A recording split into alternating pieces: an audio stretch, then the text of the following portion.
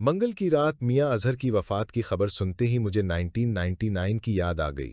उस बरस के मार्च में एक रोज़ कौमी असेंबली की इन सीढ़ियों की आखिरी कतार के करीब जो प्रेस गैलरी की जानिब ले जाती हैं, दीवार से टेक लगाए मियां अजहर मेरा इंतज़ार कर रहे थे। उनके इंतज़ार की वजह जानने के लिए पस मंज़र उजागर करना ज़रूरी है। नवाज शरीफ की दूसरी हुकूमत उस बरस मई 1998 के एटमी धमाकों और हैवी मैंडेट की वजह से ज़रूरत से ज़्यादा पूरे तबाद महसूस कर रही थी। दरियासना कारगिल का वाक़या हो गया। नवाज शरीफ के वफादार इसका ज़िम्मेदार अस्करी क़यादत को ठहराना शुरू हो गया। तासुर ये फैलाया गया कि उन दिनों की अस्करी क़यादत के एक गिरोह ने भारतीय वज़ीर आज़म अटल बिहारी वाजपेयी की दो ममालिक की जानिब से मई 1998 में एटमी धमाकों के बाद लाहौर आमद के नतीजे में जनूबी एशिया के अज़ली दुश्मनों के माबैन दायमी अमन के इम्कानात को गारत करने की कोशिश की है। अस्करी क़यादत के एक गिरोह के ख़िलाफ़ नवाज शरीफ के शाह से ज़्यादा शाह के वफ़ादार नुमा खैर खाहों की जानिब से सरगोशियों में फैलाई गई साजिशी कहानी ने इस्लामाबाद के माहौल को परागंदा कर दिया। सियासतदान जिबली तौर पर यह महसूस करने लगे कि जिस इदारे पर साजिश का इल्ज़ाम लगाया जा रहा है जवाबी वार की तैयारी कर रहा है। इस ज़िमन में उम्मीद ये बांधी गई कि शायद रियासत का ताकतवर तरीन इदारा बराह रास्त मुदाखलत के बजाय इन हाउस तब्दीली के ज़रिए नवाज शरीफ के नाम से मंसूब मुस्लिम लीग ही में से किसी और रुकन कौमी असम्बली को वज़ीर आज़म के मनसब पर बिठाने की कोशिश करेगा। इन हाउस तब्दीली की बात चली तो नवाज शरीफ की मुतवक्का मुतबादलों के बारे में क़यास आराइयाँ शुरू हो गईं। कौमी असम्बली के उन दिनों के स्पीकर मरहूम इलाही बख्श सुमरो का नाम इस ज़िमन में सरे फहरिस्त रहा। इसके अलावा गौहर अयूब खान का नाम भी गर्दिश में आया। ज़ात के रिपोर्टर का आतिश उन दिनों जवान था। रात गए तक बाखबर तसव्वुर होते अफराद से सुनगुन लेने में मसरूफ़ हो गया। तकरीबन एक हफ्ते की मशक्क़त के बाद दरियाफ्त ये हुआ कि लाहौर की आबादी के एतबार से ताकतवर बरादरी आराइन से किसी कदावर शख्स की तलाश हो रही है। लाहौर की इस बरादरी का ज़िक्र सुनते ही मैंने जिबली तौर पर यह तय कर लिया कि नवाज शरीफ के मुमकिना मुतबादिल मियां अजहर हो सकते हैं। मेरे आबाई शहर की आराइन बरादरी के वो कदावर नुमाइंदे थे। उनके बुजुर्गों ने लोहे के कारोबार से बहुत नाम कमाया था। इस कारोबार की बदौलत वो शरीफ ख़ानदान के बहुत करीबी दोस्तों में भी शामिल हो गए। लाहौर में ये बात भी मशहूर थी कि ये दोनों ख़ानदान कारोबारी एतबार से एक दूसरे के ऊपर नाजिल हुए बुरे दिनों में एक दूसरे का दिल खोल कर साथ देते हैं। मुस्लिम लीग नून के टिकट पर कौमी असम्बली का रुकन मुंतखब होने से कबल वो लाहौर के मेयर रहे। सबसे ज़्यादा नाम मगर उन्होंने नवाज शरीफ के पहले दौरे हुकूमत में बतौर गवर्नर पंजाब कमाया।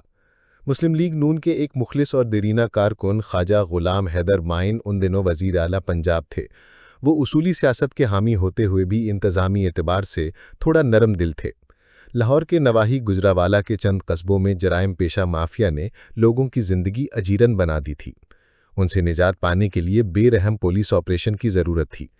आइनी तकाज़ों को नज़रअंदाज करते हुए वज़ीर आज़म नवाज शरीफ ने गुजरावाला के नवाही देहात में मामूल की ज़िंदगी बहाल करने के लिए चलाए पुलिस ऑपरेशन की जिम्मेदारी गवर्नर पंजाब मियां अजहर के सुपुर्द कर दी। मियां अजहर ने पुलिस के एक मशहूर अफसर जुल्फ़कार चीमा की बदौलत चंद ही माह में अपना मिशन मुकम्मल कर लिया। लाहौर के मेयर की हैसियत से भी एक मर्तबा उन्होंने शहर को तजावुज़ात से पाक करने की कामयाब मुहिम चलाई थी।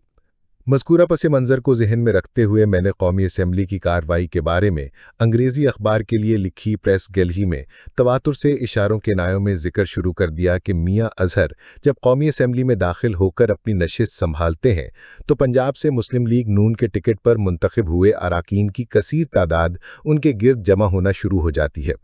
आपसे क्या पर्दा, मैं दर हकीकत मुनाफिकाना मासूमियत के साथ मियां अजहर साहब की इन हाउस तब्दीली की सूरत नवाज शरीफ की जगह वज़ीर आज़म के मनसब पर बैठने के इम्कान को ढोल की सूरत पेट रहा था।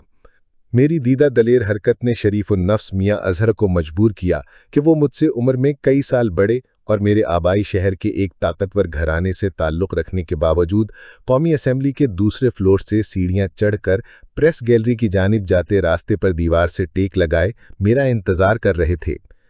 उन्हें वहाँ खड़ा देखकर मैं हैरान रह गया। मेरे वहमो गुमान में ये सोचना आई कि वो मेरा इंतज़ार कर रहे हैं। निहायत अदब से उन्हें सलाम के बाद पूछने को मजबूर हुआ कि वो किसका इंतज़ार कर रहे हैं। तहड्डा यानी तुम्हारा उनका तुरंत जवाब था।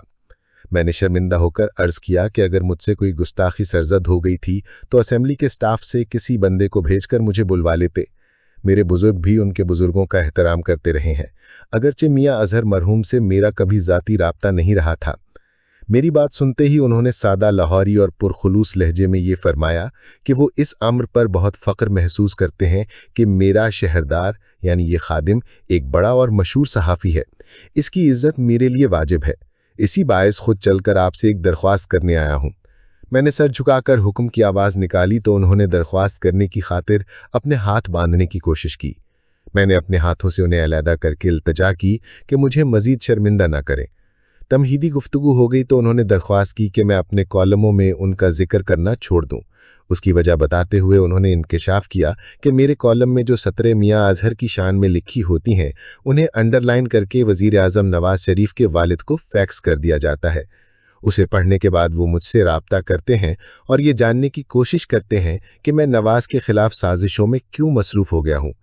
इस इंकिशाफ के बाद उन्होंने ये इतराफ़ भी किया कि मियाँ मोहम्मद शरीफ साहब को वो अपने वालिद जैसी इज्जत देते हैं, उन्हें नाराज़ करने की हिम्मत और जुर्रत से महरूम है। मियाँ अजहर को नवाज शरीफ के मुमकिना मुतबादिल की हैसियत से अपने कॉलमों में पेश करते हुए मैं उन्हें मुश्किल में डाल देता हूँ। उनकी बात सुनकर मैं ये वादा करने को मजबूर हो गया कि आज के बाद से मेरे कॉलम में उनका नाम तक नहीं लिखा जाएगा। गुज़रे वक्तों की शरीफुन नफ्स की मुजस्समा अलामत की वफ़ात में मुझे शदीद दुख पहुँचाया है।